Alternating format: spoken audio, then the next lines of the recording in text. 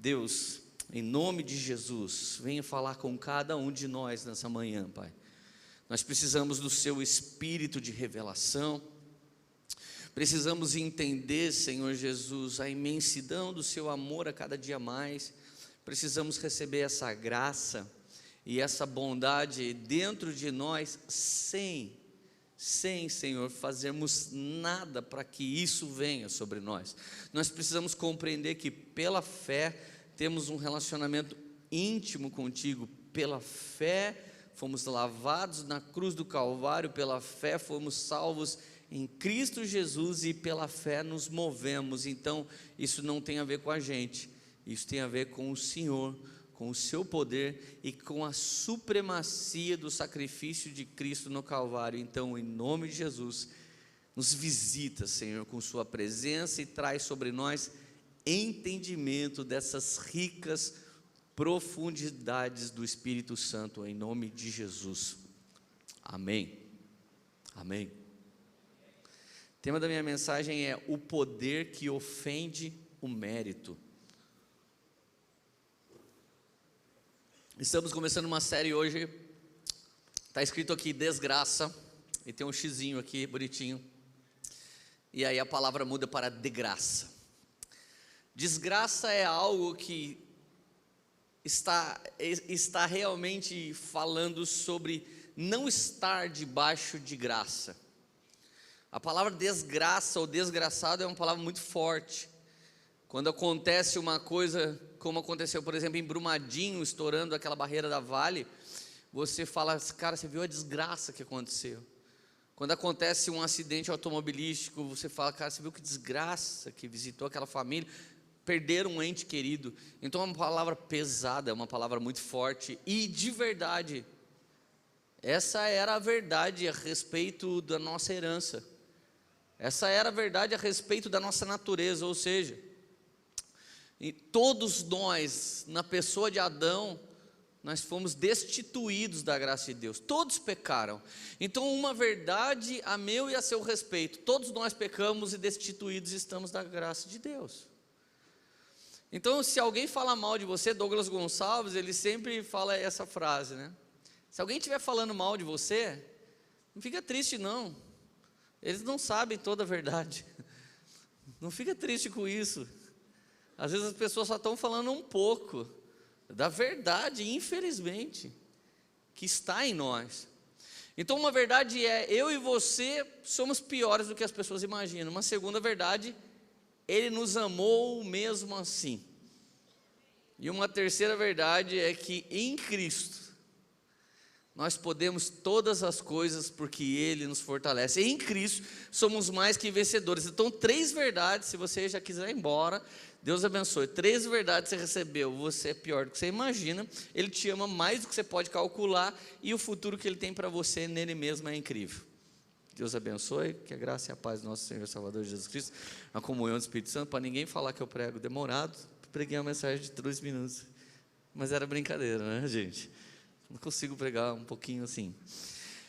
Meus amigos, a Poema, quando ela começou, eu sabia que uma igreja estava começando, mas ela estava começando dentro da minha casa.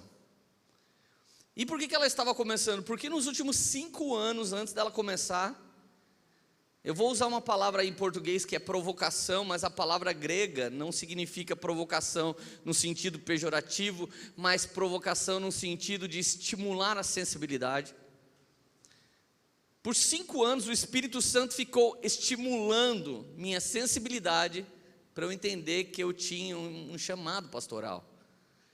Então eu ganhei almas para Jesus, evangelizei pessoas, as pessoas iam no meu salão de cabeleireiro, às vezes eu não estava nem aí com o meu salão, eu queria mesmo era ganhar a vida daquela pessoa para Cristo, mas de repente eu levava as pessoas para a igreja, e as pessoas que queriam o meu Jesus não queriam o culto da igreja que eu ia. As pessoas que achavam que Jesus do meu salão era muito gente boa, porque elas recebiam o evangelismo de primeira, quando chegava no culto da minha igreja, elas visitavam comigo, porque elas ficavam impactadas pelo evangelismo. Quando ia para a nossa igreja, depois ela, olha, legal, hein? Legal essa igreja. outro dia eu volto. E elas não voltavam mais. E eu comecei a me deparar que eu vivia debaixo da graça de Deus e debaixo da desgraça da religião. Isso é um paradoxo muito ruim. Com o passar dos anos, eu comecei a dizer para o Espírito Santo que continuava tocando minha sensibilidade: Espírito Santo, para de me dar pessoas, porque eu ganho elas para o Senhor e as pessoas perdem elas. Eu já levei pessoas para aquela igreja, para aquela outra igreja, e aí um dia o Espírito Santo falou para mim: mas eu dei elas para você. E a verdade é que eu não queria ser maduro para ter que cuidar só da minha vida e ter que cuidar da vida dos outros também. Porque essa é uma verdade sobre o primeiro nível da liderança de um pastor. Você, quando vira líder, você, quando é pai, mãe, você, quando se torna um pastor, você entra para o primeiro nível de liderança, que é tutor. Cuidar de alguém menor de idade até que ele tome sua herança. Você não deixa os seus filhos fazer tudo que eles querem. Você cuida dos seus filhos até que eles se tornem maior de idade. A Lília está vazando em menos de um mês. Vai com Deus. Não volte mais no nome de Jesus. Por quê? Porque eu gero ela para ser um com o marido dela.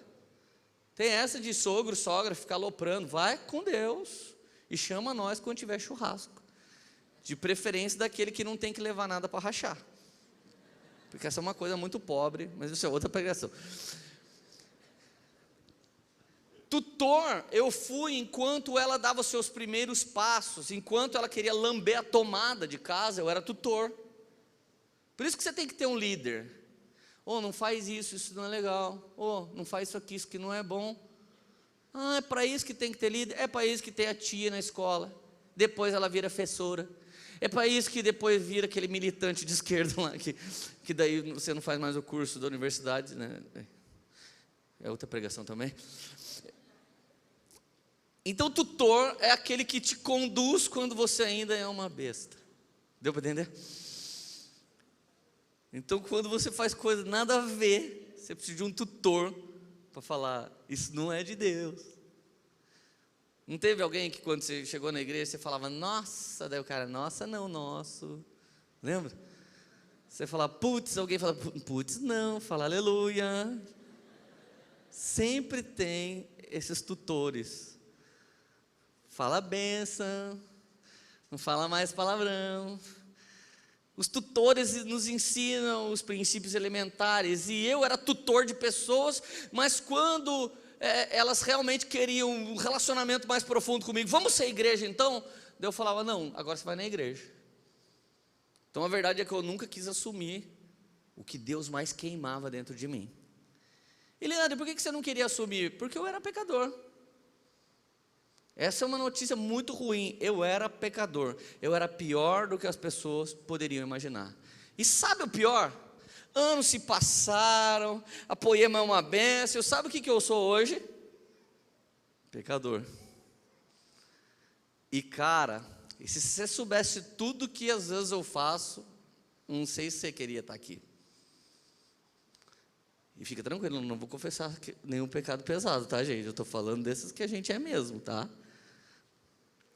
E irmãos, eu me lembro que a graça de Deus era o grande fundamento da minha vida.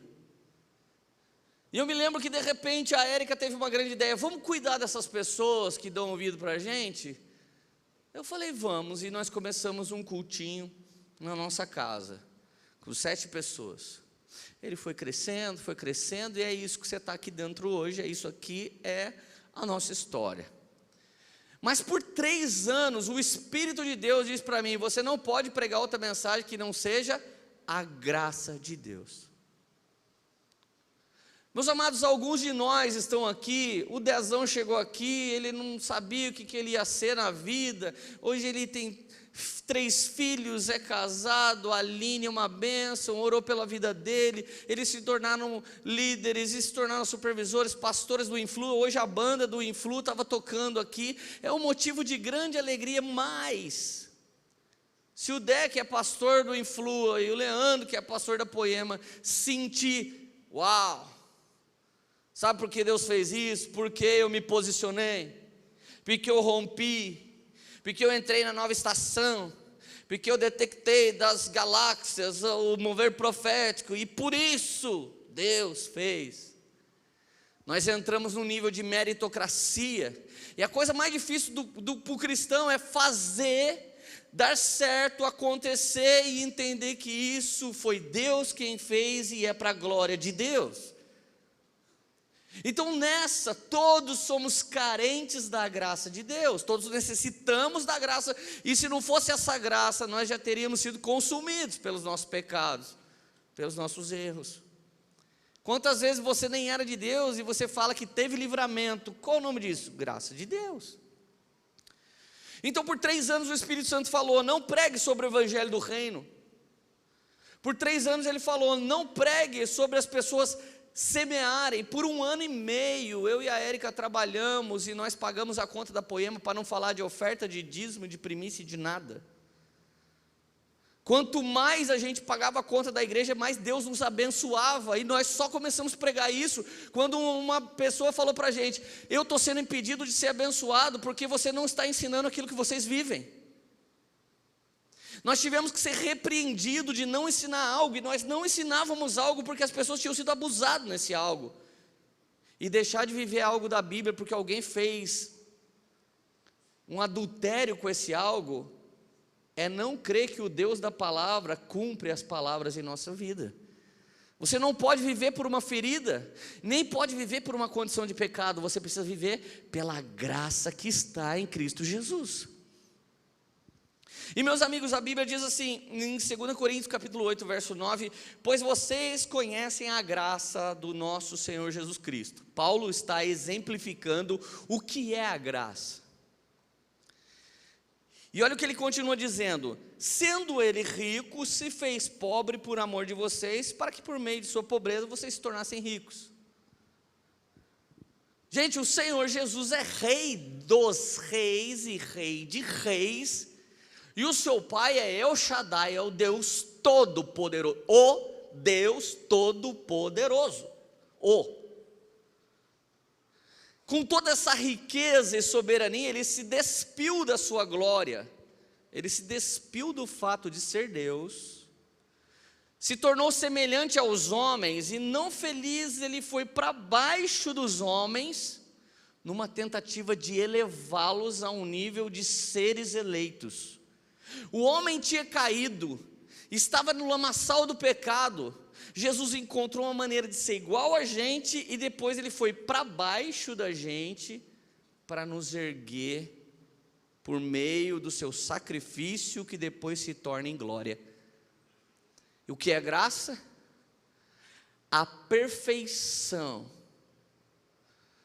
nos absorvendo em nossa miséria, manifestando algo chamado misericórdia, para dar valor àquilo que não tinha mais nem valor e nem sentido.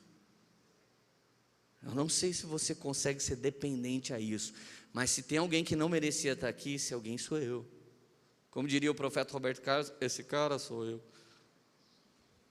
Foi chato essa piada, né? Graça significa favor imerecido, dádiva e favor que ninguém merece. Gente, eu não sei se você já fez coisas graciosas para pessoas e elas não imaginavam o que você estava fazendo. Eu já ganhei chocolate belga, que era o chocolate mais monstruoso da galáxia. Para quem é chocolate, você sabe do que eu estou falando. Eu não sou chocolate porque vício não é de Deus, eu sou chocolover. Chocolate não é de Deus. Como um bom chocolover, eu sei chocolate pelo cheiro. Um dia eu ganhei um chocolate belga, animal. E chegou uns amigos meus em casa, eu falei, mano, tem um chocolate irado aqui. A hora que eu abri o chocolate, o cara começou a comer, eu falei, sensacional, não é? Uma irmã veio embora da Alemanha, passou lá na Bélgica, comprou o chocolate, veio no culto, colocou na minha mão. Qual é o nome disso? Graça de Deus. Aí veio um desgraçado, infeliz, me visitar. Eu resolvi repartir o favor de Deus. E quando ele comeu, o que ele disse? Coisa que só pobre diz. Diferente, né? Estranho. O que esses negocinhos dentro? Ah, velho, eu prefiro bis. O que é isso? Graça de Deus. O cidadão estava comendo o melhor chocolate do mundo, de graça, pela graça, que o chocolover decidiu se despir da sua glória. E o cara come metade do meu chocolate, ou quase 3/4, e diz: prefiro bis. É mais ou menos eu e você chegarmos num culto desse, sentimos a presença de Deus, o convencimento do Espírito, experimentarmos algo maravilhoso que também te dá arrepio, que te dá um prazer, que te convence de uma paz exuberante, e no final falar: eu ainda prefiro continuar na minha vida desses prazerizinhos, migalhas que eu tenho. Graça de Deus é não ter ideia. Esse irmão, eu não vou falar quem ele é, talvez ele já está até sabendo quem ele é. Eu esqueço de contar a história em lugar diferente das pessoas, sabe? Graça me faz nem saber o tamanho do favor que eu estou recebendo. E o pior é de graça, e isso irrita a meritocracia. Talvez você que foi meio bonzinho, o que é meio bonzinho? Só por dentro você quis adulterar, só por dentro você quis matar, só por dentro você quis xingar, só por dentro você quis que todo mundo fosse pro raio que o parta. Aí hoje entra alguém que fez isso, então você olha para ele e diz: depois de tudo isso vira evangélico. Pior eu que depois de tudo isso virei pastor. Então você está querendo dizer que o Fernandinho Beiramar pode se converter? Sim. E você está dizendo que aquela menina que matou o pai com a mãe lá, que está ali no presídio lá também? Óbvio, irmão. Óbvio. Você já viu quando alguém que fala? Romanos 11, verso 6. E se é pela graça, já não é por obras. Se fosse, a graça não seria graça.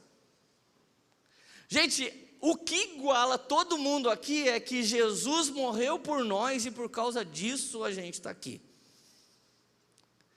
Então o que iguala você e o seu pastor é exatamente o sacrifício de Jesus. Se não é o sangue de Jesus na vida dele, na sua, nem aqui a gente estava.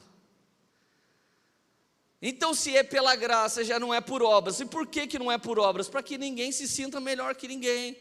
Foi tudo de graça, pela graça.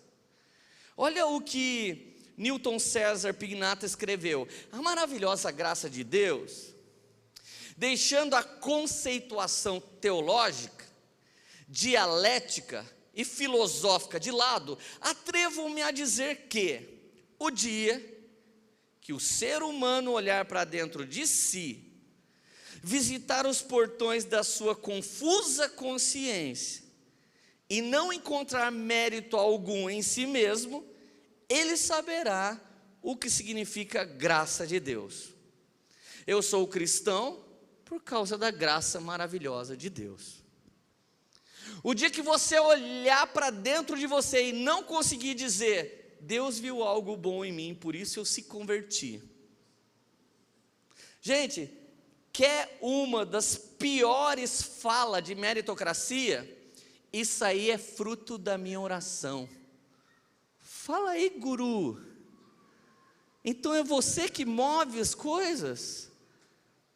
Sabe por que ele foi para o céu? Porque é fruto da minha oração. Fala aí, São Pedro, você que é o dono da porta, e deixa entrar quem você quer. Irmão, eu devia orar assim: Deus, nem orar eu sabia, e quando eu não sabia o que oração era, o teu Espírito orava por mim com gemidos inexprimíveis, e agora se oro e consigo orar por horas, já não sou eu que oro, mas é o seu Espírito Espírito que me sensibiliza e muitas vezes consegue colocar palavras que nunca vieram na minha mente, que não fazem parte da minha cultura. Deus, tem misericórdia de mim, porque quão grande é o teu poder, a ponto de eu orar aquilo que nunca soube dizer de mim mesmo. Sua é uma oração de graça. Mas a Érica está aqui é fruto da minha oração e do meu jejum e da sua religião hipócrita, porque você não encontra nenhum lugar da Bíblia dizendo que você pode falar isso a respeito daquilo que você faz para Deus. Você entende a quantidade de religiosidade que tem em nós? Irmãos, Apocalipse 22, 21 é o último versículo da Bíblia. O que você faz na sua última fala? Se a você foi dado a oportunidade de dizer algo, se a você foi dado a oportunidade de ser o orador da formatura de direito desse ano, você tem 5 minutos. Qual é a última fala que você quer usar? É a fala mais impactante, a fala em negrito, a fala que deve ser gravado dentro das pessoas. O último versículo da Bíblia, ele contém o Senhor, ele contém todos nós, ele contém a palavra mágica cristã, assim seja, amém. Então só tem mais um elemento de surpresa, que é a graça do Senhor Jesus, seja com todos, amém. Não disse o poder, não disse a glória, não disse a colheita, não disse os milagres, não disse nada que não fosse a graça. A coisa mais importante da Bíblia é a graça. A graça é a pessoa de Cristo, a graça é o sacrifício do Calvário, e o reino que tanto pregamos é de uma pessoa, da pessoa da graça. A graça contém um reino, mas nem sempre um reino contém graça. E se é pela graça, já não é por obras, para que ninguém se vanglorie. Sabe quem é o cara mais humilde que você pode conhecer? Aquele que tem tudo e sabe para quem ele dedica tudo. Eu só vivo o que vivo, tenho o que tenho e sou o que sou, porque Deus foi bondoso comigo. A pessoa mais humilde não é a que tem menos coisas. A pessoa mais humilde é aquela que com todas as coisas ele continua sabendo quem é soberano. Eu quero que você tatue na tábua do seu coração: o sacrifício de Cristo é supremo para mim. O sacrifício de Cristo é supremo em mim. O sacrifício de Cristo é supremo em si mesmo. Ou seja, confessou Jesus como Senhor e Salvador, está salvo, salvo sem fazer nada, está salvo. Mas ele creu, não creu, Leandro? Mas a minha Bíblia diz que o querer e o efetuar vem do Espírito. Filipenses. E agora? E agora já não é você que fez, mas é Cristo que fez. Ai, que delícia, eu estava precisando dessa pregação, que vontade de sentar numa rede e não fazer nada e Deus fazer tudo para mim. Isso é o outro lado da religião. Isso é o lado da religião de alguém que crê, mas não continua se movendo como quem crê. A graça é uma pessoa, é a manifestação do amor pleno, é a mais perfeita abdução do imperfeito, é a luz que dissipa as trevas, é o mais alto se baixando abaixo do mais baixo para exaltá-lo. É a manifestação da misericórdia tomando a miséria para si. É a alegria eficaz. É a valorização ao extremo de algo que não tinha valor algum. É o clímax de Hollywood. Irmãos, se você ama ver filme, sempre contém momentos no filme que você tem que segurar para não chorar. Mas os momentos em que você chora, todos eles têm uma manifestação de graça de Deus. É uma mulher que recebeu de volta um cara que não valia nada. É um filho que depois de brigar com os pais voltou e pediu perdão. É um homem que teve sua filha sequestrada e depois de guerrear e lutar contra todo mundo, ele encontra suas filhas e sua filha e pega ela nos braços. Toda vez em que há uma manifestação de graça, Hollywood chora. Porque graça é o sentimento manifesto pelo nível mais alto de bondade. Vocês estão felizes ainda? Graça é o favor que não se merece. Graça é o preço mais alto já pago que se tornou de graça. Graça é ganhar uma bicicleta nova no ano que você repete de ano. Eu repeti de ano 2 vezes. Os 2 anos que eu repeti eram os 2 anos que eu queria a bike que saiu no ano. A primeira bike que eu queria foi em 1987. Eu queria uma Aerofree, uma bicicleta da Caloi que tinha tampão nas rodas. Bicicleta louca, verde limão. Só faltava você pôr um adesivinho assim, quantas pilhas vai na bike? Tipo, era uma bicicleta cezona muito louca. E eu fiquei enchendo o saco do meu pai o ano inteiro. Pai, me dá essa bicicleta, me dá essa bicicleta. Qual que era a fala do meu pai? Se passar de ano vai ganhar. Chegou no final do ano, repeti. Não pensei em nada, irmão. Não queria nem saber de diploma, de ser alguém na vida. Que se dane, eu queria minha bicicleta. É o que nós fazemos em ambiente de graça. Quando você veio para a igreja, você não queria o Deus Todo-Poderoso. Você queria os pães e os peixes que Ele podia multiplicar para você. Falaram para você que Ele fazia algum tipo de milagre. Falaram para você que Ele fazia algum tipo de bênção. Falaram para você que os que estavam cansados e sobrecarregados seriam aliviados e você veio atrás de Jesus. Então, de repente, você chegou aqui e se deparou com a graça. Você não se preocupava com o processo que um dia vai te formar. Você queria o presente daquele dia. E no ano que eu repeti, eu cheguei em casa, meu pai olhou para minha cara. Zé Barreto pequeno, Zé pequeno. Meu pai olhou para minha cara assim. Repetiu de ano, né? Repeti, pai. Olha, cara, você pode não ter feito o que você devia fazer, mas ainda assim, eu não consigo não te amar. Vai ali no quarto para você ver o que tem. Fui lá no quarto, minha bicicleta estava lá. Aí eu voltei com, pai, não acredito, não precisava. Deixa eu te dizer uma coisa, teve dias que você orou, que você se esforçou e jejuou e a vitória não veio. Mas numa das semanas que você desanimou, tropeçou, Jesus veio que nem o Zé Barbeiro e falou para você, hoje você não está legal, hoje você não está bem, você não está nem crendo mais, mas eu não posso negar a minha essência, eu continuo sendo um bom pai. Vai ali no quarto do lado que o seu presente está ali. O nome disso é graça de Deus, cara. Vamos lá, era para você estar dando mortal de costas essa hora. O que eu estou fazendo de errado aqui, gente? Vamos lá, alguém me anima aí para queimar mais aqui comigo, por favor.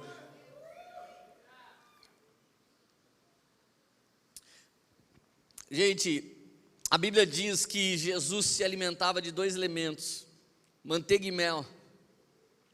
Manteiga e mel tem um significado na Bíblia que é graça e verdade. A terra de Canaã, ela manava leite e mel, significa graça e verdade. A graça tem uma irmã gêmea mais nova, é gêmea, mas a graça vem antes da verdade, e a verdade sempre encontra a graça. Toda vez que você olhar nas escrituras e tem um homem que estava envolvido no mal, dizendo a verdade, eu sou mal, preciso de ajuda, esse homem encontrou graça. Toda vez que você lê a Bíblia e tiver esse caso, esse homem encontra graça. Mas toda vez que alguém está mentindo, Deus, obrigado porque eu não sou como os publicanos. Deus, muito obrigado porque eu não sou como os pecadores. Você está mentindo. E esse cara não encontra graça, ele encontra juízo. Então toda vez que chega alguém na sua cara e fala, foi eu mesmo que fiz, você me perdoa? Você fica sem rumo, porque verdade sempre vai atrair graça. Graça e verdade são o próprio Senhor e Salvador Jesus Cristo. Gente, E que poder é esse da graça? É o poder que transforma um drogado em pastor, que transforma o adúltero em bom marido, que transforma o egoísta em doador, que restaura um lar destruído, que restaura a mente, que renova as forças, que troca pesadelos por sonhos, que transforma o mal em bem. Quando a graça acontece, não recebemos um elogio de Deus, mas um novo coração. Talvez alguns de nós estão esperando uma coisa que nunca vai acontecer, Deus bater no seu ombro e falar: ô cara, parabéns, hein, bom trabalho.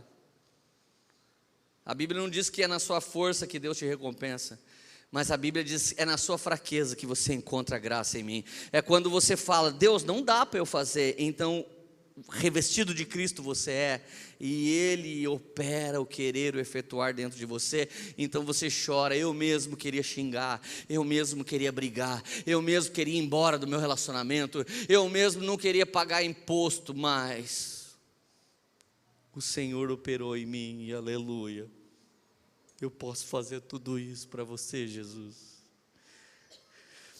Gente, a graça é a voz que nos chama à mudança e nos dá poder de sermos bem-sucedidos nessa mudança. Olha que Deus engraçado.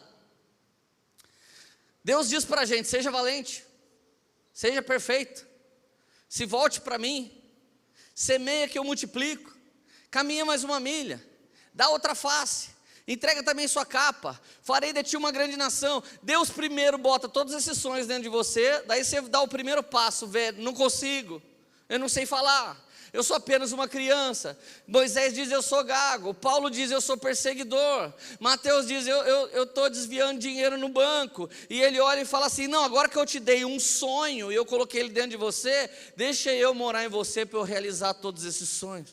O cara vai entender.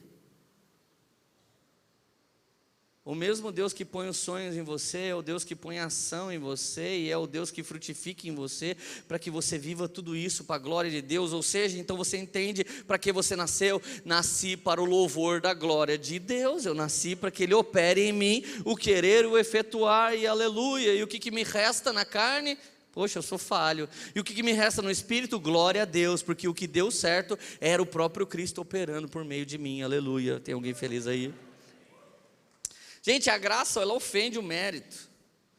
E eu quero agredir o ouvido da meritocracia de algumas pessoas aqui hoje. Gente, sabe quem eu sou e como eu me sinto? Um mendigo da graça de Deus. Quantas vezes você acha que alguém falou: Lê, cara, posso te dar um abraço? Lê, eu trouxe esse presente para você. Porque, cara, você não tem ideia que você representa na minha vida. Naquele dia eu briguei com a Érica na garagem, antes de vir para a igreja. Quando ela começa a falar: eu vejo Jesus em você, eu começo a pensar: eu não. Lê, você parece Jesus. Eu falo: caraca, velho, se minha mãe ouvisse isso agora, ela ia falar: vou embora dessa igreja.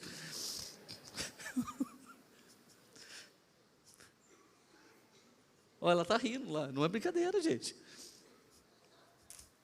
O Xandão rindo agora também de mim. Quem é o Xandão para ficar rindo? Isso é graça, gente, isso é graça de Deus. Gente, as pessoas olham para você, ela vê Jesus em você em momento que você não está vendo é nada. E isso é para que ninguém se glorie, mas para que tudo seja porque dele, por Ele e para Ele sejam, são e sempre serão todas as coisas, aleluia.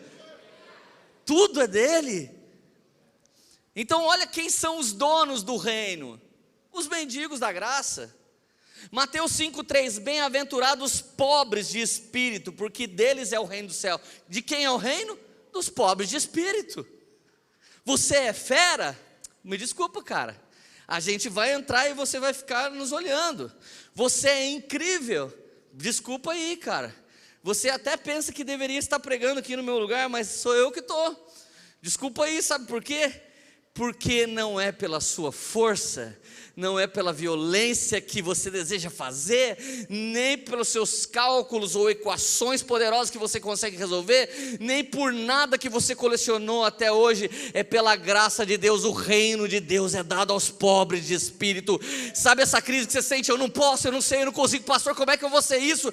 Eu sempre senti e nunca deixei de sentir, e eu sempre experimento, e o que me mantém um homem quebrantado e quebrado é saber que eu sou pobre de espírito. Em qualquer roda eu sinto que todo mundo sabe mais do que eu. Em qualquer roda eu sinto que todo mundo é melhor do que eu. Eu sou um mendigo da graça de Deus. Se tem um pastor que não devia estar no rolê, sou eu. E eu não estou brincando. Alguns dias eu desço e alguém fala: cara, você pode orar por mim? Eu já senti assim: por que alguém quer que eu ore? Talvez porque você é pastor, né? Eu falo: mas eu nem queria ser pastor. Lembra, Leandro, foram 5 anos que eu tentei te convencer a pastorear. Lembra que foi vendo as pessoas deixar de caminhar comigo que eu provoquei dentro de você sensibilidade. Tá bom, então eu viro tutor. Tá bom, então eu cuido. Então não foi por mim, foi por causa das outras pessoas. Gente, a graça de Deus é algo absurdo, e por isso ela tem que ser dada aos humildes de espírito. O reino é de quem depende da graça. O reino é de quem vive pela graça. O reino é de quem entendeu que é de graça. Gente, você sabia que snob significa sem nobreza? Nossa, que pessoa snob, significa ela não tem nobreza. E o que é nobreza? Humildade, cordialidade, simplicidade, dependência, é nobreza. Ele é o rei, a Ele seja a honra, a Ele seja a glória. Se Ele é o rei, você é um nobre, e nobreza é não ser snob, nobreza é ser dependente. E talvez nós contamos tantas histórias de limitação humana nossa para que você se sinta como alguém que pode alcançar, porque tudo vem pela graça de Deus. Gente, eu tenho certeza que lá no céu vai ter uma mesa. E chegando lá, você vai ter 3 surpresas. Eu acredito que quando eu sentar lá no céu assim, a primeira surpresa que eu vou ter, eu vou olhar a mesa. Algumas cadeiras já vão estar ocupadas, outras não vão estar. De repente, eu vou olhar para a mesa da frente e vou ver alguém. Primeira surpresa, alguém que eu tinha certeza que não vai para o céu. Eu vou olhar e vou falar: oi, você ainda está feliz? Daí o cara: eu tô. Eu vou falar: mano, eu acabei de chegar aqui, você está aqui mais tempo? Ele vai falar: é sim, eu já estou uns 3 meses. Eu vou perguntar a segunda coisa, né? Para ter certeza absoluta: aqui é o céu? Daí ele vai falar: é, por quê? Eu não vou querer dizer, né? Mas lá, como é um lugar de graça e verdade, você vai dizer. Então eu vou falar: mano, é que eu li as 2 cadeiras do meu lado aqui, o nome que está escrito, e estou vendo você, e também estou vendo eu, então assim, eu estou tendo várias surpresas, cara, me desculpa, é o primeiro dia que eu estou aqui no céu. Você está aqui, uau. Aqui é mesmo o céu? Uau, uau. Eu também estou aqui, uau. Daí eu vou olhar a cadeira do meu lado, vai estar escrito Luiz Inácio Lula da Silva. Daí eu vou olhar a outra cadeira, vai estar escrito Jean Willis. Daí eu vou falar: cara, será que eu era de esquerda? PT, pessoal. E a hora que eu olhar eu falar: mano, e o que está me chocando é esses nomes aqui.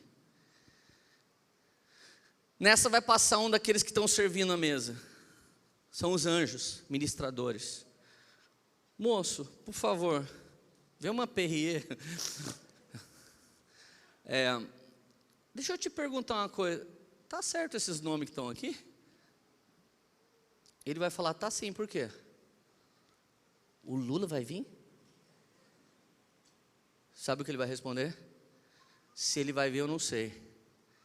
Mas antes da fundação dos séculos, o nome do Jean Willis estava aí, o nome do Lula estava aí, o seu estava aí, e vocês nunca vão ler na Bíblia que Deus escreve o nome no livro da vida.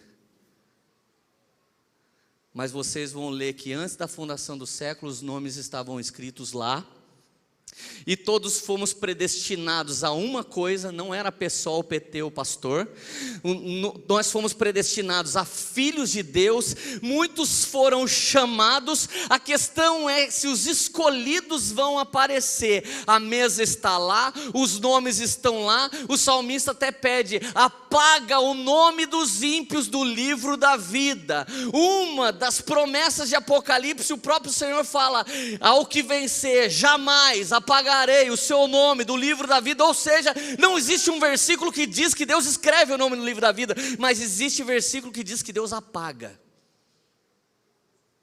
Ou seja, talvez você ache a cadeira do Hitler, e o pior, vai que o Zé Bigode esteja lá, né? O bigodinho, imagina você olhar para ele, ele fala assim, você fala Charles Chaplin, não Hitler, prazer. Leandro, eu não estou entendendo, você está dizendo que esses caras vão ser salvos? Deus amou o mundo de tal maneira que deu o seu Filho, para que todo aquele que nele crê não pereça, mas tenha vida eterna. E Ele deu Jesus não para condenar o mundo, nem os que haviam no mundo, mas para salvar a todos. A questão é que Ele veio para os seus, mas os seus não o receberam. Então eu entro numa passagem maravilhosa da Bíblia, para você entender como é a graça se manifestando no reino de Deus. Parábola do banquete. Lucas capítulo 14, versículo 15. Ao ouvir isso, um homem que estava à mesa com Jesus exclamou: feliz será aquele que participar do banquete do reino de Deus. Quem vai ser feliz? Por isso que eu perguntei para o cara lá, você está feliz? Porque se ele falasse, não estou, nós não estávamos na mesa do banquete. Quando ele disse, eu estou, eu falei, ufa, fui salvo. Felizes serão aqueles que participarão do banquete do reino de Deus.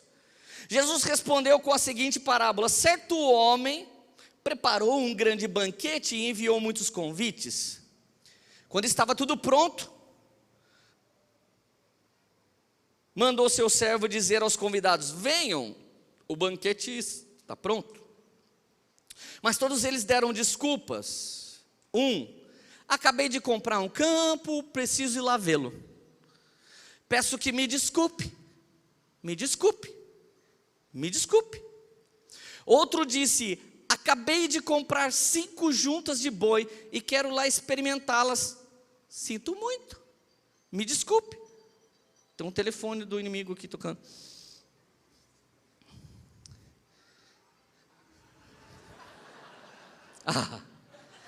Qual o nome disso? Graça de Deus. O irmão do pastor largou o telefone ligado no púlpito. Graça de Deus. Olha que graça.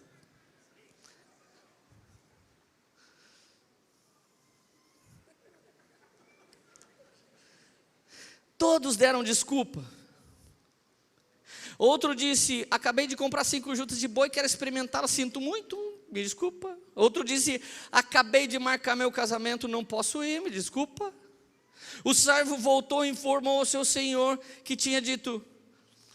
Ele ficou furioso e ordenou: vá depressa pelas ruas, becos da cidade, convide os pobres, os aleijados, os cegos, os mancos. Depois de cumprir essa ordem, o servo informou: ainda há lugar para mais gente. Então o Senhor disse: vá pelas estradas, o campo, junto às cercas, entre as videiras, e insista com todos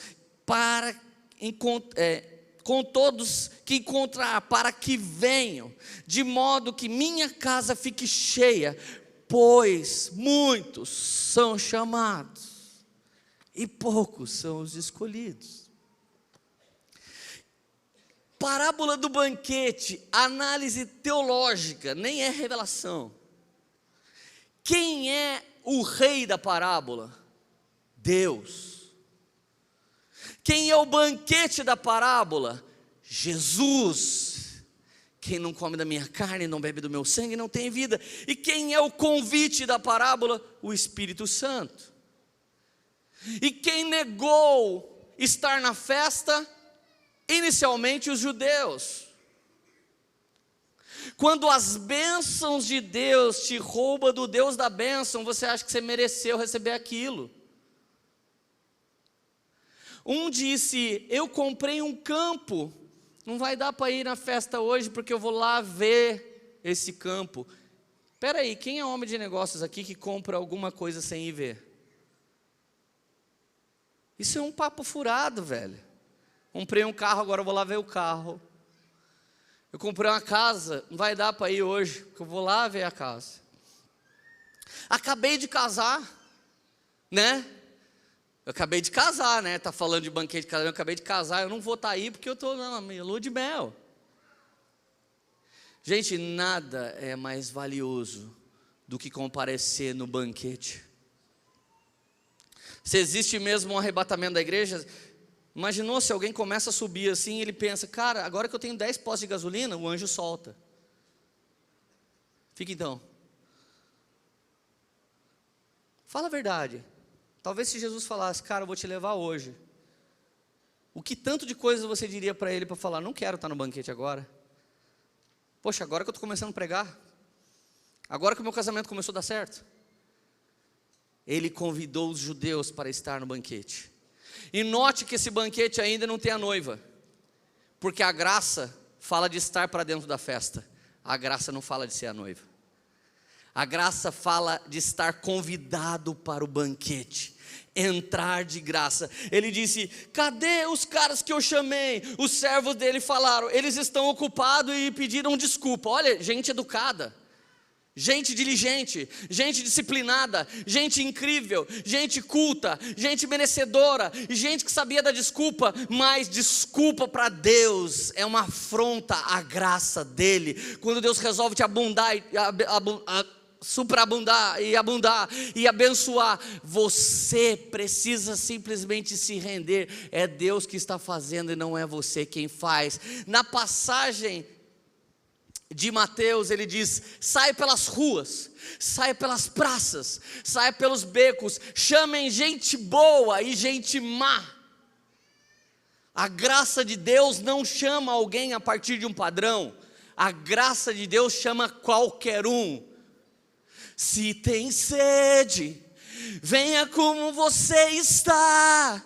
Oh, vem. Se você quer beber, venha. Então você vê situações no Novo Testamento, como a Bíblia diz do leproso. Ele chegou, ainda tinha lepra. Todo mundo deve ter olhado para ele, ele ainda tinha lepra. Ele ajoelhou e tinha lepra. Ele adorou e tinha lepra. E quando ele chamou Jesus para ele, Jesus disse: o que você quer que eu te faça? Ele disse: se queres, me purifica. Vem fumando, vem bebendo, vem cheirando, vem se prostituindo, vem se ferrando que seja, mas vem com sede, porque o Jesus da graça pode te dar de beber e pode curar a sua lepra. Essa é a graça escandalosa de Deus. É isso que eu estou falando. Ou você acha que eu fui chamado porque eu era um cara legal? Escuta só, o Espírito Santo me deu um sonho, mais ou menos dia 10 de novembro de 2007, e nesse sonho, presta atenção, tudo começa a partir daí. Eu pedindo para Deus: Deus, me santifica, me purifica. Eu estava sendo restaurado da 6ª separação. Eu estava entrando na 3ª vez que eu estava me casando com a Érica. Era muita desgraça. Se alguém já falou mal de mim para você na cidade, para você não vir aqui na igreja e falou mal de mim, eles não sabem nem a metade. Eu sempre falei em todo culto, sempre eu tenho que testemunhar, porque eu não consigo negar a graça que me trouxe até aqui.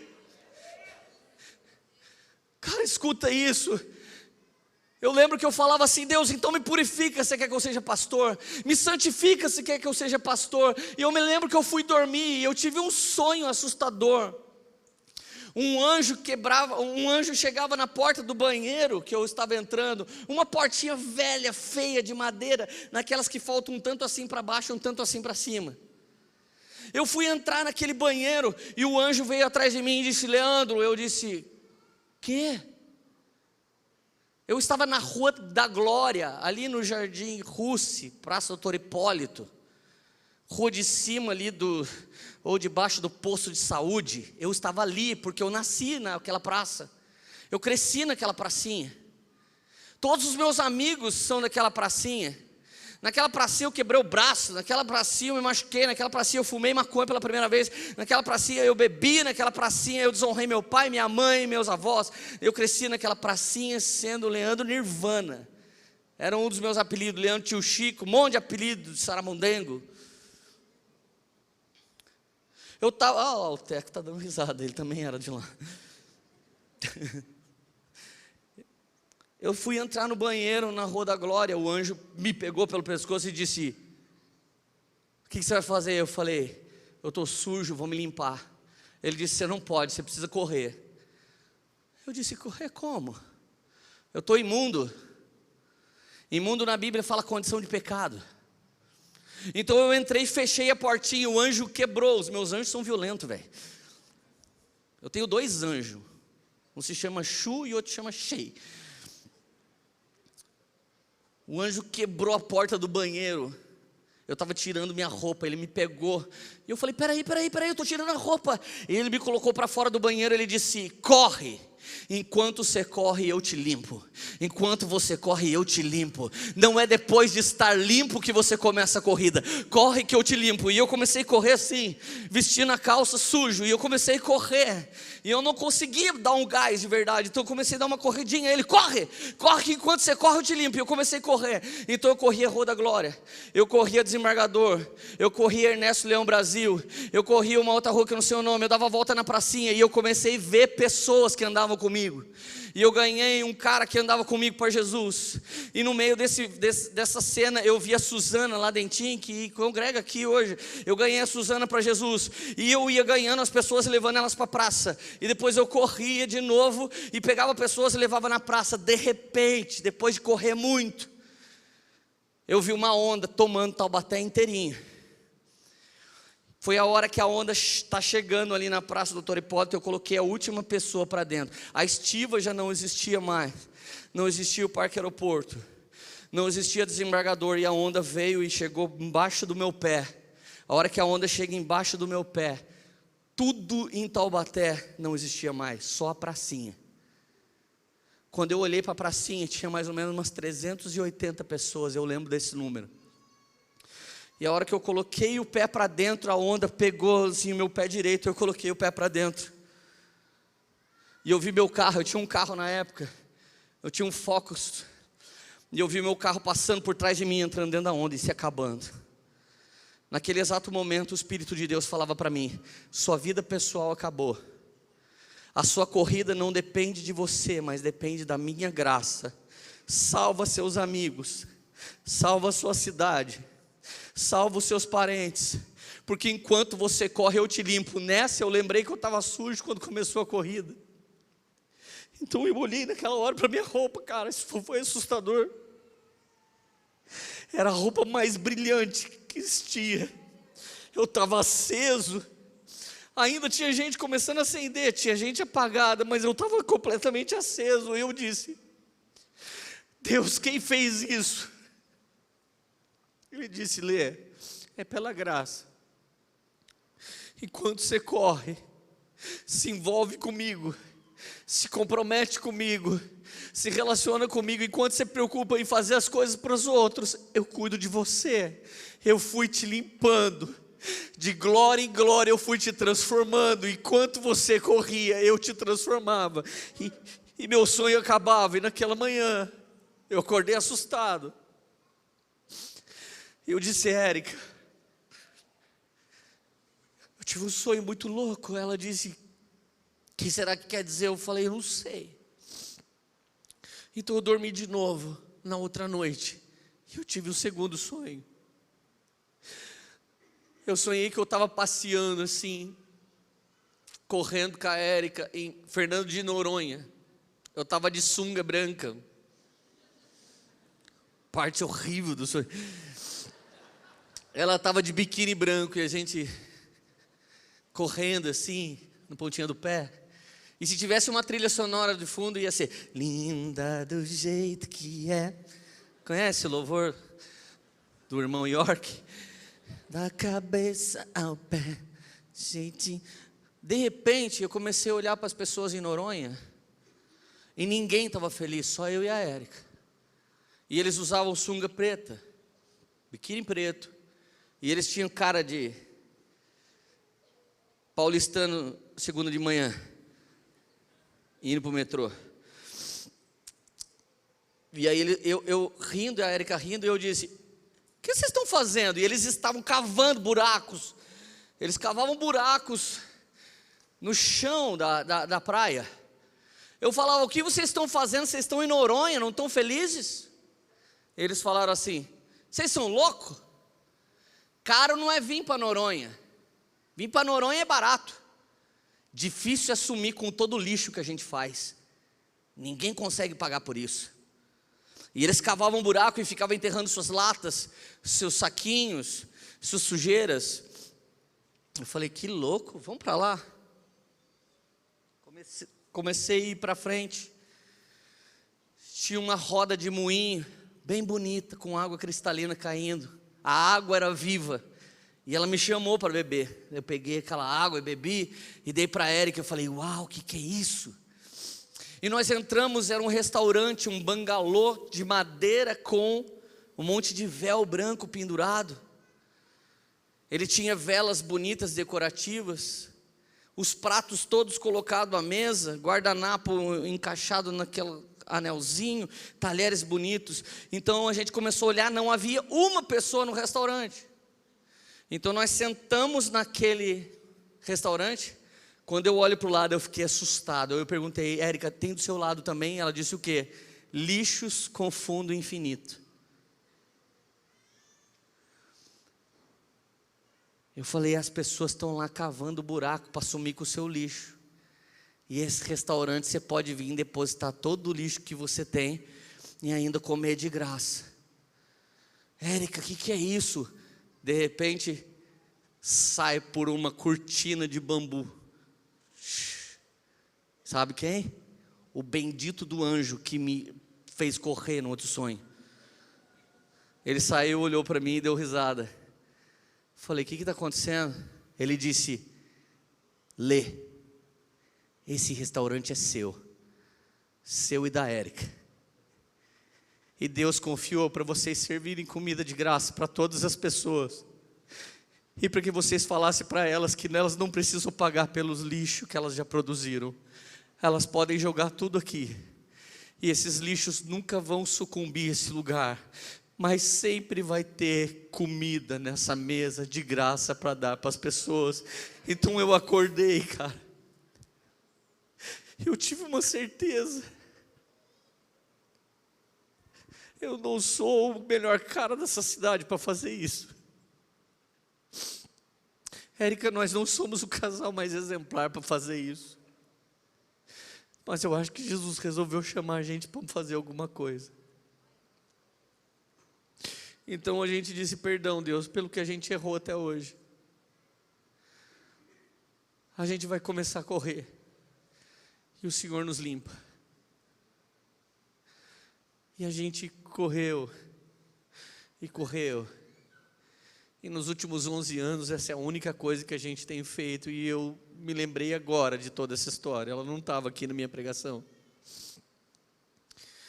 Porque você precisa sentir o amor de Deus por você, e o amor de Deus furioso, te chacoalhando, dizendo: eu te chamei, eu te escolhi, Israel, você é meu, eu vou te levantar, eu vou levantar você, e não só vou levantar, eu vou sustentar você, e se você cair eu te levanto, e se você se sujar eu te limpo. Então vem João e diz: filhinhos, não pequei, mas se vocês pecarem, eu sou um advogado, diz o Senhor. Ele é um advogado diante do Pai, dizendo: foi pelo meu sangue, Pai, dá mais uma chance, foi pelo meu sangue, Pai, foi pelo meu sangue, foi o meu sacrifício que pagou, não é o seu, não é o meu, mas foi o sacrifício de Jesus que te levantou, e eu quero te garantir, essa mesa, se eu estiver lá e você também, vai ser uma mesa surpreendente. Ainda existem pessoas do meu sonho que eu não ganhei para Jesus. Quando eu vejo essas pessoas eu fico alucinado, eu vou para cima delas. Mas a verdade é que Deus estava me chamando pelo poder da sua graça. E a linguagem que o Senhor usou foi desse anjo muito louco me tratar desse jeito, com tanta graça, que era o único jeito de eu entender que não é só quando eu parar de fumar que eu vou servir Jesus. Quando eu parar de fazer coisa errada, pastor Leandro, eu vou voltar para Poema. Então saiba de uma coisa, que o pastor da Poema começou correndo numa época que deveria estar se limpando, e até hoje esse anjo continua nos lavando no sangue de Jesus. Você não pode ficar perdendo tempo com essas coisas. Você precisa correr. Olha para o vizinho que está do seu lado e fala: vamos correr. Fala para o outro agora: vamos correr.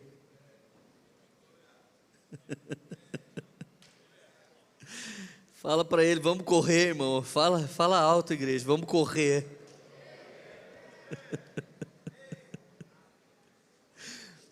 Isaías 49, verso 15: pode uma mãe se esquecer do seu filho que mama ainda?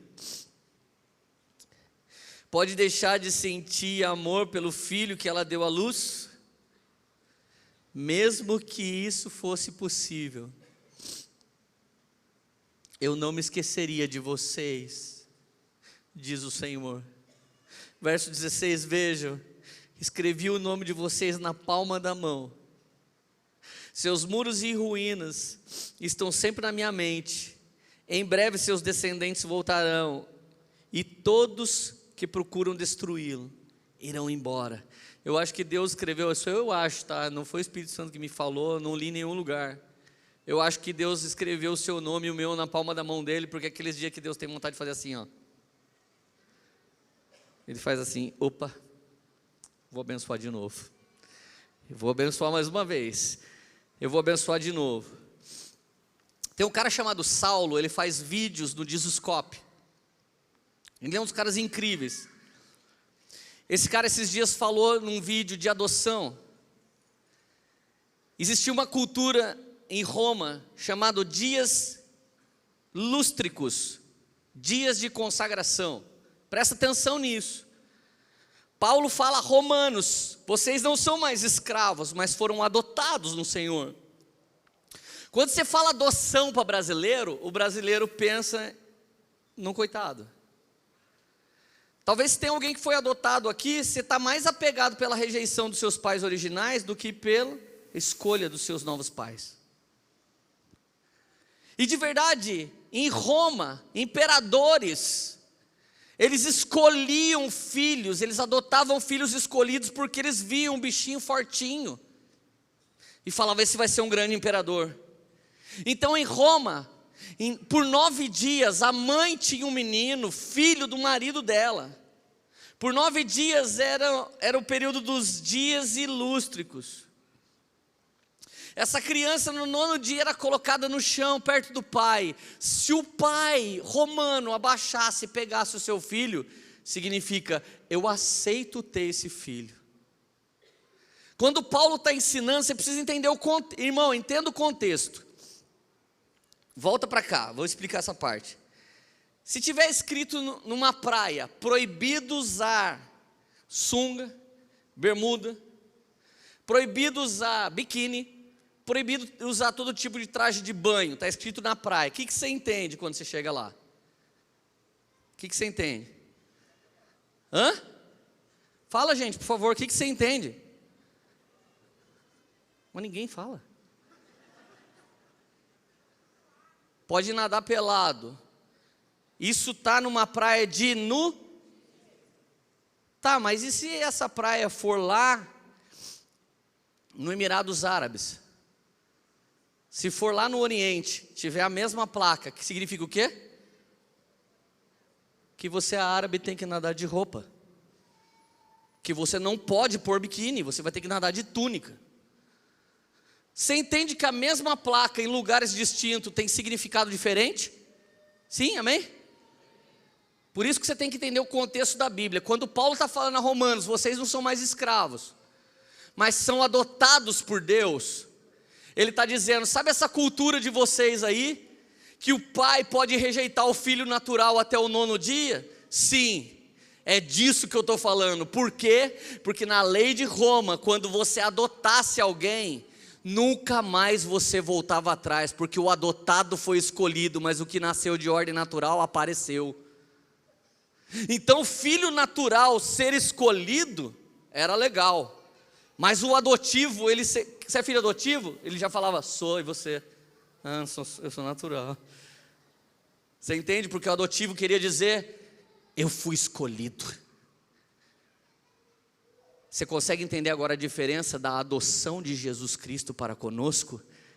Foi Ele que na sua maravilhosa graça se baixou o mais baixo que Ele podia, e nos pegou quando ainda não éramos nada, e nos ergueu e disse, eu escolhi vocês. Não foi vocês que me escolheram, mas foi eu que escolhi vocês. Aleluia.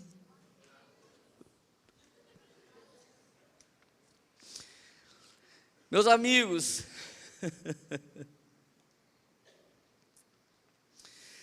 Tito capítulo 2, versículo 11. Pois Deus revelou sua graça para dar salvação a todos. Por que Ele revelou a graça? Para dar. Dar da palavra dar, dado de graça. Dar. Eu não vou ter que pagar dado. Quanto que coisa? Dado. Dado de graça, de grátis, free, na faixa, camisa do Vasco, isso, na faixa, dado de graça, pois Deus revelou sua graça para dar salvação a todos. Essa graça nos ensina a abandonarmos a descrença. Abandonarmos o pecado? Não, abandonarmos a descrença. Está aqui o maior erro da igreja religiosa. A graça de Deus não te chamou para você abandonar o pecado, a graça de Deus te chamou para você abandonar a incredulidade. E é por meio da fé que eu não vivo mais em pecado. Não é por meio da força. Talvez foi aí que você escolheu a bifurcação para o lado errado. Vem para a esquerda que nunca mais vai pecar. Escreve no questionário, não vou mais ver TV, não vou mais usar decote, eu não vou mais fazer isso, eu não leio mais horóscopo, vou apagar a aquariana do meu Instagram. Agora sim, amado, pode batizar nas águas. Foi esse o seu estudo de batismo? O estudo de batismo da religião que não tem poder para salvar ninguém. Então, essa graça nos chama para abandonar a descrença, consequentemente, as paixões mundanas, e vivemos nesse mundo uma vida prudente, correta, dedicada a Deus, enquanto ficamos esperando o dia feliz, que aparecerá a glória do nosso grande Deus e Salvador Jesus Cristo. Foi Ele que se deu a si mesmo por nós, a fim de nos livrar de toda maldade e de nos purificar, fazendo de nós um povo que pertence somente a Ele, que se dedica a fazer o bem. Foi Ele que se deu a si mesmo por nós. Ele é o Cordeiro que antes da fundação dos séculos já era morto, para que você fosse vivo. A Bíblia chama a minha e a sua obra de justiça, irmão, presta atenção nisso, isso é muito sério, de trapos de imundícia. Já leu isso na Bíblia? Trapos de imundícia é nojento, mas você precisa saber o que significa. Trapos de imundícia significava os panos enrolados em que a mulher vestia por baixo de sua roupa íntima para conter o sangue da menstruação. A sua justiça, Israel, as suas ofertas, povo de Deus, são para mim como trapos de imundícia. Então o que eu faço? Se revista do Cordeiro de Deus, se revista da pele do Cordeiro. Adão pecou, como é que ele foi levantado do pecado? Sacrificaram uma ovelha, vestiram a roupa da ovelha nele. O que ele fez falava de imundícia. As roupas de folhas, trapos de imundícia, tentando esconder a sujeira, e ele foi revestido com pele de cordeiro, que apontava para quem? Para o Cordeiro de Deus. Então saiu os anjos, e saíram os pregadores, e pregaram, e anunciaram: vinde, vamos para o banquete do Senhor, e saíram pelas ruas, pelas praças, pelos becos. Essa mensagem chegou em Taubaté, essa mensagem chegou na sua cidade, essa mensagem entrou no seu coração, e mesmo que você não merecesse nada, você veio para o banquete e agora está na mesa. E tem uma maneira de você ainda sair daqui. Por último, quando a festa estava lotada, os anjos saíram procurando alguém que não vestia veste nupcial, que significa revestidos de Jesus. Apocalipse 19:7. As obras justas dos santos se tornarão vestidos da noiva. Irmão, presta atenção, toda coisa boa que você fez está ligada ao dom, e toda dádiva, e todo dom, e toda coisa pura, mais alta e poderosa, vem do Pai das luzes para os homens. Ninguém faz algo bom por si mesmo, mas toda bondade vem de cima para baixo. Ou seja, as obras justas que você fez, não foi você que fez, mas foi Cristo que habita em você. Só fica no banquete quem está revestido da dependência do sacrifício de Jesus Cristo. Você só fica dentro da festa se tiver a roupinha igual do irmãozinho que está do lado. Se todo mundo tiver roupa de ovelha, como o cordeiro morto, ele não abriu a sua boca, ele foi sendo levado para o matadouro e não abriu a sua boca. Deus não escolheu a gente para ser leão, Deus não escolheu a gente para ser bode, não escolheu a gente para ser vaca, Deus não escolheu a gente para ser o Chicago Bulls, Deus nos escolheu para ser ovelhas. Então, Davi, aquele sanguinário guerreiro, aquele derrubador de gigantes, aquele rei de nações, aquele homem que entoava adoração e a glória caía, Davi, um dos homens mais poderosos da terra, um dia escreve uma canção: o Senhor é o meu pastor e nada me faltará, deitar-me faz em verdes pastos. Se você diz que o Senhor é seu pastor, automaticamente tem um sujeito oculto. Quem é ele? O Senhor é o meu pastor e eu sou a ovelha. Ovelha. Você foi chamado para ser um exército de ovelhas na mão do leão da tribo de Judá, mas é um exército de ovelhas. Leandro, eu sempre fui ovelha negra. Isaías diz que o sangue do cordeiro lava mais que o sabão do lavandeiro. O sangue de Jesus é suficiente para lavar você. Ainda bem que você já era ovelha. Era negro, mas já era ovelha. Duro quando já é bode, velho, aí não tem o que fazer. Faz assim comigo, bé.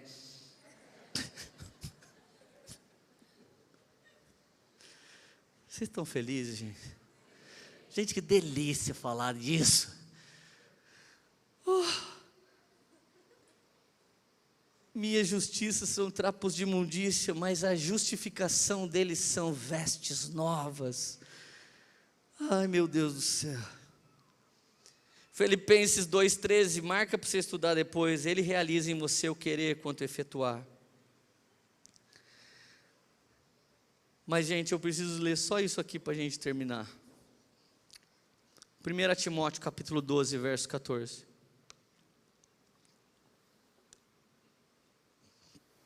Dou graças a Cristo Jesus, nosso Senhor, que me deu forças e me considerou fiel, designando-me para o ministério. A mim que anteriormente fui blasfemo, perseguidor, insolente, mas alcancei misericórdia, porque eu fiz por ignorância na minha incredulidade. Verso 14. Contudo, a graça de nosso Senhor transbordou sobre mim, com a fé, o amor que estão em Jesus Cristo. O que Paulo diz? Que toda a transformação dele aconteceu. Contudo, a graça de nosso Senhor transbordou sobre mim. Com a fé, como que se vive pela graça? Com fé. E amor, que amor é esse? Que estão em mim? Não, que estão em Cristo, que agora por acaso está em mim. E o último verso, mais poderoso de todos. Pela graça de Deus, sou o que sou. Paulo falando de si mesmo. Sua graça para comigo não foi inútil. Antes, trabalhei mais que todos os outros apóstolos.